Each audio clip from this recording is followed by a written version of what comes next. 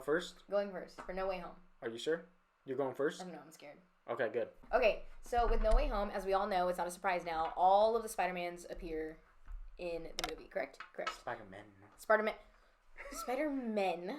When is there going to be Spider-Women? No, I'm kidding. But Spider-Man, yeah, all the Spider-Men show up in the movie, which I think was the biggest plot ever. Even though everyone knew it was coming, we all expected it, since they mentioned multiple universes, et cetera, et cetera, et cetera. I can go on for forever. But anyways, I felt like that really made the movie something everyone could relate to, because you know how everyone argues about what each Spider-Man did, each movie did, whatever. But this movie brought everything together, including all the old Spider-Mans and even the old villains that they all battled, right? Or like the most prominent ones, because not all of them showed up. Like, you know, like the Rhino guy, he wasn't in the movie, but no one cares. Yeah, no one cares. He wasn't in that movie, but even then, it's like all the important ones, like the Lizard, Dr. Octavius, which was the one I was like, honestly, no joke, loved.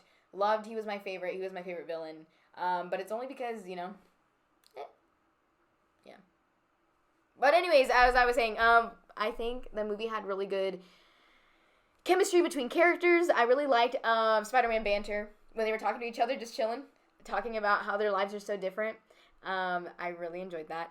I also liked, not necessarily comparing Spider-Mans, but also comparing, or realizing that each and every single one of them had the same thing in common, like the tragedy, the upbringing, and then the slow fall and the rise. And now at the very end of this movie, Tom has his own moment of, like, despair and isolation, like the rest of them did.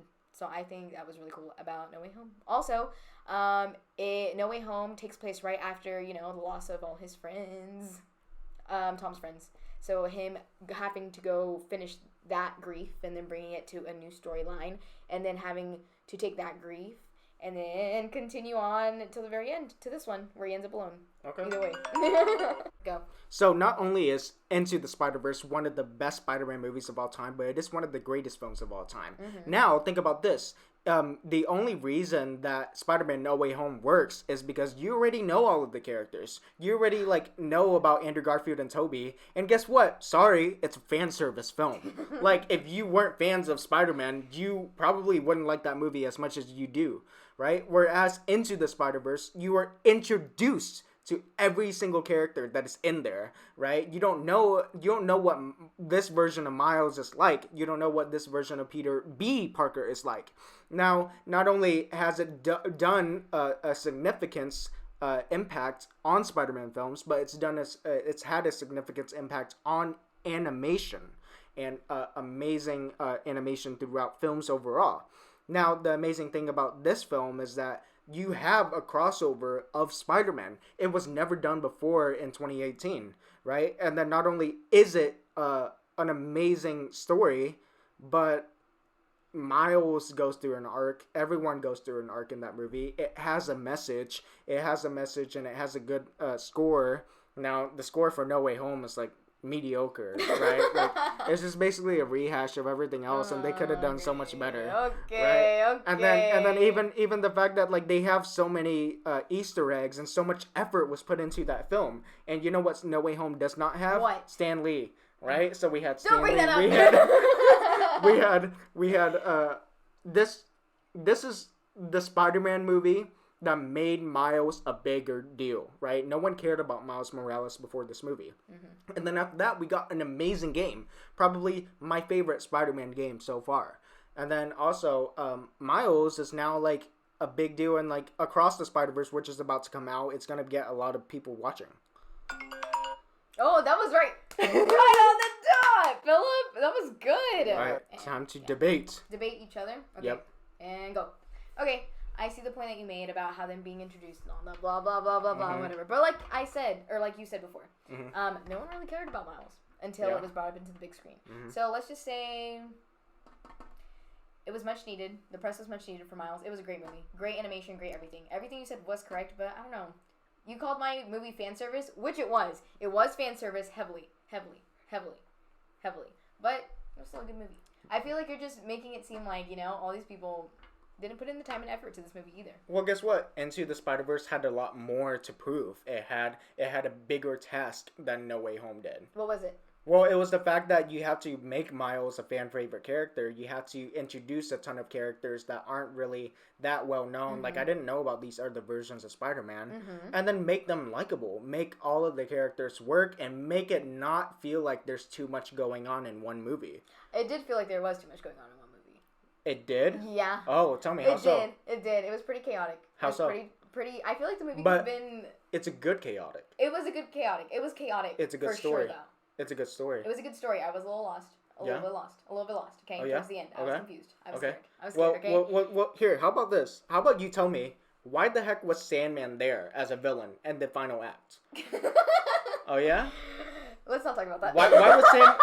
Okay, tell me about this. Why was Lizard there? Why did he care? He's a classic villain. No. The Sandman that's not what I'm asking. Sandman, he was a very sweet guy. I'm asking about their motivations. I'm asking about their motivation was confusion, scaredness. They were literally being fueled by fear because they didn't know what was going on and what they were doing. Well, how about the fact that Sandman at the beginning he was just saying, "I just want to go back to my daughter," and then the next minute, to his daughter. But then the next minute he's like, "Oh, okay, I'm frustrated now. I'm angry, so now I'm gonna start killing you." Man has anger issues. He's going to therapy. Leave him alone.